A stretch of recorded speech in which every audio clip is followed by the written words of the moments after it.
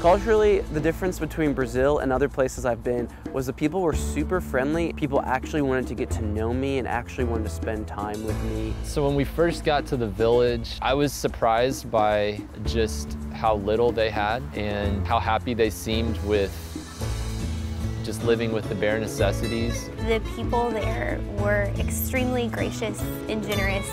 In fact, the first family that we met, they invited us right into their home. And so we knew that the Lord had stirred their hearts and they were ready to receive us and just were very gracious hosts. The first day I was encouraged to really just kind of take it slow, and so all I did was play dominoes with the lady and go fishing with her husband. And it was something that people kind of would, or as I was doing it, I was thinking, man, if I go home and tell everyone I just played dominoes the whole time, it's not going to be much of a reason to go to Brazil. My mindset, I immediately thought, look at all the things that they don't have. Being a teacher, I went to see the school and the school rooms. It just weighed very heavily on me that they're able to live with such a simple lifestyle. And yet they didn't, when we were talking with them in conversation, it didn't seem like they felt like they were lacking anything. You know, they would tell us, this is what we do day to day, and just that it had become very monotonous. And that actually had opened some gates that God had totally planned for us before we even stepped in that village. It's so clear what spirit is on these people, whether it's the enemy himself or God's working in their heart. And so we were able to find persons of peace and who were super receptive to us and reciprocated. We're able to tell Bible stories back to us after we taught them to them. There was 3 other guys and I who took a canoe to the other side of the river one day to these 2 houses. We ran across a bull that was coming out of the river. It was swimming towards us, and we were on land. And one of the translators stopped us and said we should probably make sure this bull's not coming after us. And we kind of laughed it off, like, oh, there's no way that this bull's gonna charge us. I mean, we're in the Amazon, you know, and he's swimming. A few seconds later, the bull starts coming out of the water and he starts walking towards us and then starts jogging a little bit. And then before you know it, he's running towards us full speed. We hightailed it in the other direction and ran around this fence while the bull was on the other side of the fence, and we're kind of like playing games with the bull. It was funny because when we went to John Tomei, who's the father of the household, we went to him, we told him what happened. He told us that was his guard dog, and so we all laughed, and it was pretty fun. Specifically for me, I was able to just connect with this young girl. Her name was Giusielli, and just to pour into her and let her know how valued and loved she is by the Lord. It was very evident that she was lacking that sense of confidence and value, to know where she finds her purpose and value. And the Lord broke our hearts for that this week. Just kind of wandering around, and we talked to this guy, and he led us across the river in his canoe. And we met this family over there, and they said they hadn't been visited by mission groups really ever. And most of the mission groups that do come in that area, they stay on one side of the river. So it meant a lot to them, and you could tell that just spending the time that we did with them, it just meant the world to them. I think one of the biggest needs that I saw was helping their view of who Jesus is.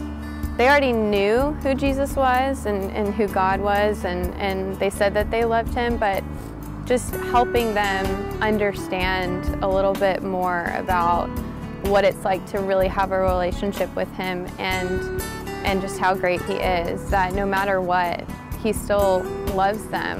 I remember asking a kid, one of the kids there, who is Jesus to you? And he replied by saying, he's the one that provides. And I said, that's great.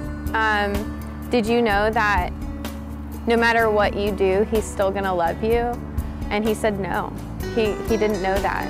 Even though it started way slower with just a game of dominoes, it actually felt way more real, where we got to actually connect this lady and actually start to discipling her beyond just converting her or telling her about Christ. There was a woman named Edizea who had a brother that had gone missing, and he struggled with alcoholism, and had been kind of wreaking havoc in their family. And what stood out to me the most was the day that she invited us into her home.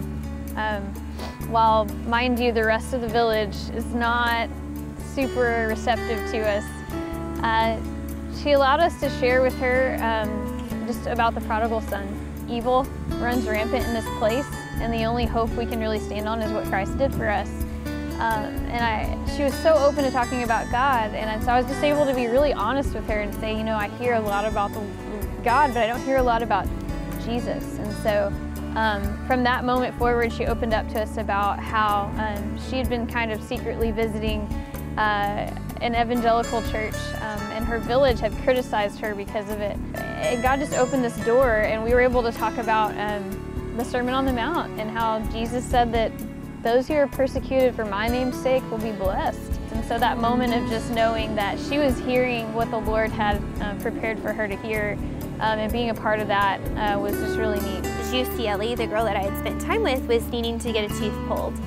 So we had gone over to the line, and she was watching the other children get their teeth pulled, and I was nervous, but I wasn't going to say anything. She eventually, it kind of caught up to her, and she ran off, and I could tell she was crying. And I felt in that moment the Lord say, go after her, go be with her, and don't even worry about the translator. And I was like, okay, all right, I'm gonna do that. I don't know exactly how this is gonna pan out. The teacher brain in me, I took out my pen and drew a happy face and a sad face and pointed to it and asked her, you know, which one, and she was able to point back at the sad face. I drew a really sad excuse of a tooth, and she was able to point to that and say that that's what was making her sad. And even though I was kind of queasy watching the other kids get their teeth pulled, the Lord gave me strength that I have never experienced to be able to go and sit with this sweet girl and to pray over her, to hold her hand, to hold her mom's hand, and just show the love of Christ and how He extends us just out of our comfort zone to show love to others. Although you're providing a need for them, you'll realize how much you need them in return. The biggest thing I learned while I was there was just basically being reminded of how we all have a part in serving Christ. And a lot of times we talk about, or we want to come home with the story of someone who accepted Christ, but what I really learned was we all have a small piece of the greater puzzle. Or God might use us to just have that first interaction and play dominoes with somebody, or just be friendly with somebody here in the United States, and then someone down the line might be able to take that encounter and use it to actually tell them about Christ. Basically, our job is just to be faithful with wherever we are in encouraging others with that. It is life-changing, absolutely life-changing. You get out of your element, you step out of your comfort zone, and you see God work in ways that you have never